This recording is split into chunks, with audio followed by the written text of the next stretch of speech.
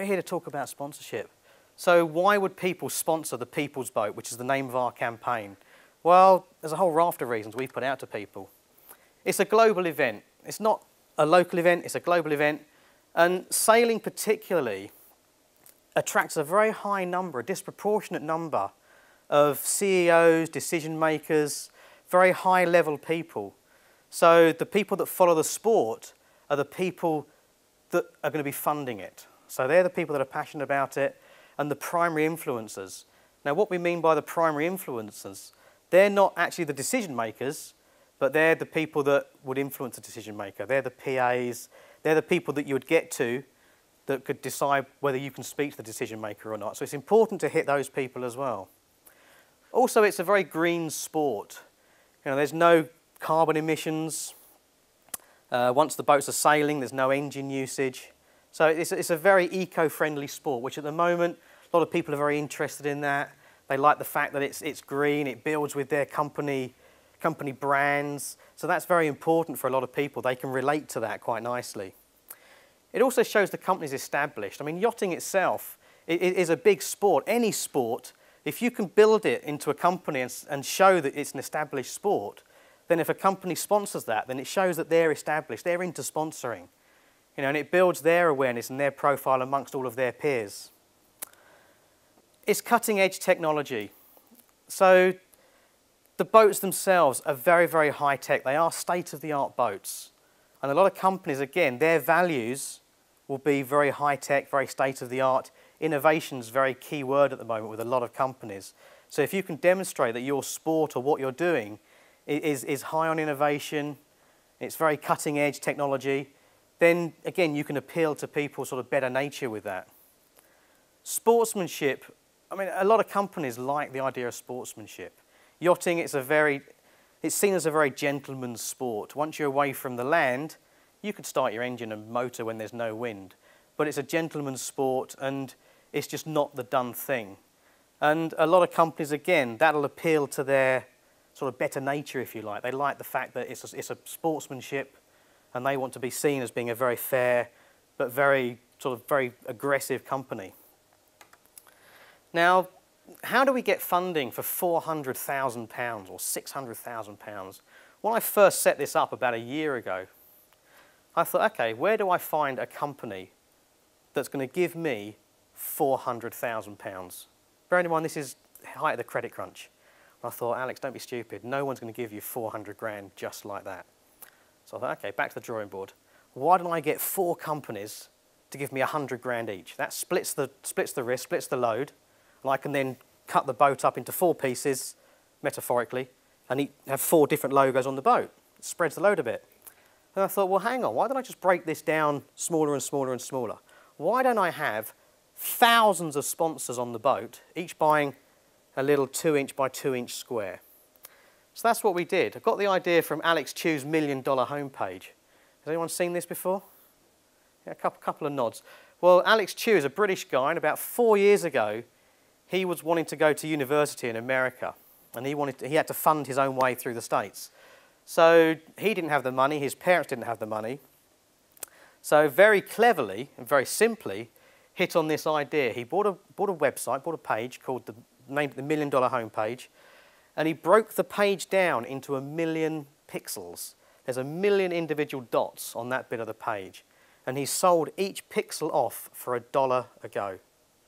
Now, the minimum you could buy was a 10 by 10 square, which is that question mark there, 10 by 10 square. That was $100. Okay, you get a tiny bit for $100.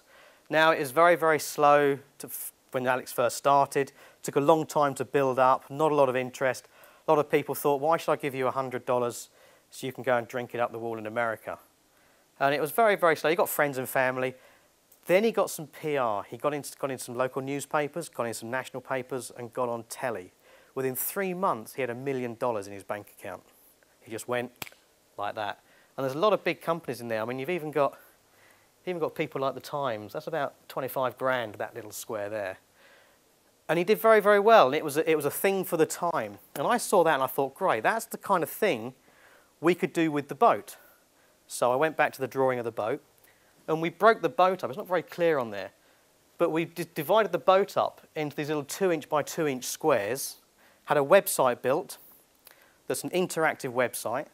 So people can go to the website, click on a square, upload a photograph, buy multiple squares if people want to buy multiple squares. They get a link onto their website.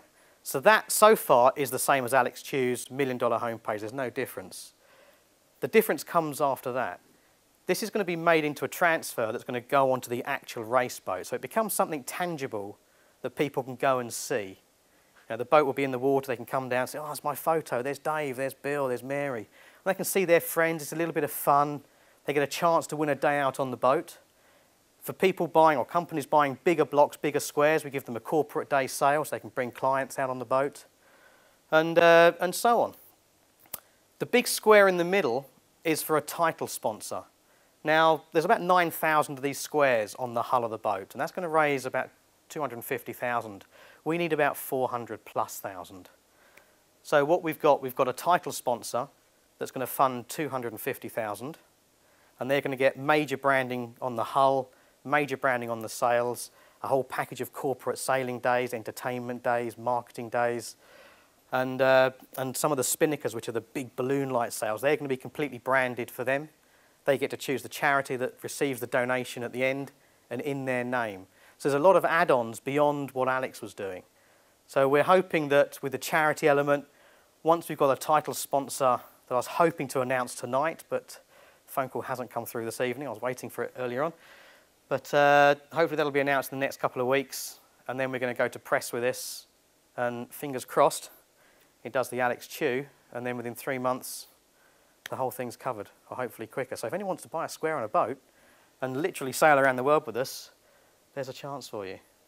But what I'd like to do now is just show you a little bit more video of what a Class 40 is like in full flight. It's very slow, isn't it? Is that going to work? There we go.